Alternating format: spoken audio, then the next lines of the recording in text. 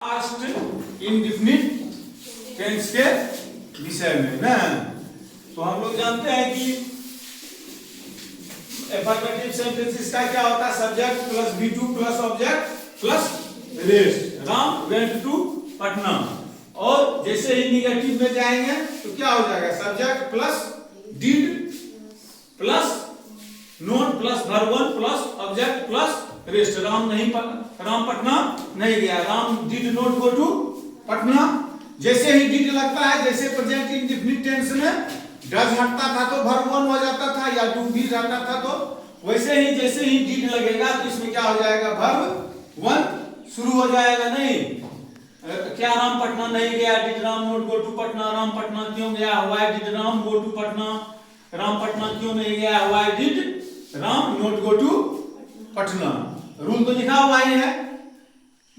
उसके बाद इसमें सबसे बड़ा समस्या क्या आता है, जब चाहना के डबल वर्ब आता है एक साथ, तो हमको याद रखना है कि पहले कौन होगा, वांट के साथ जब आता है तो पहले क्या होगा, वांट होगा, बाद में दूसरा कोई वर्ब, मतलब मेन वर्ब वांट ही होगा।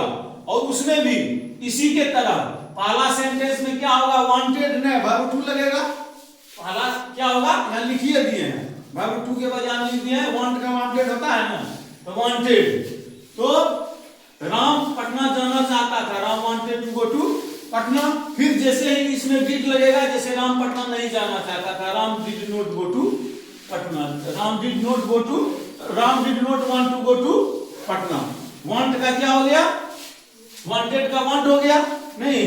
उसके बाद राम पढ़ना अब ठीक जस्ट उसी प्रकार 9 में जब हम जाएंगे तो हम लोग जानते हैं कि वह पढ़ना जानता है, क्या होता है, he knows how to read। नहीं, लेकिन जब वह क्या हुआ, पढ़ना जानता है, क्या हो जाता है, does he know how to read। Ram वह पढ़ना जानता है, he knows how to read। नहीं, वह पढ़ना नहीं जानता है, he does not know how to read। ठीक है।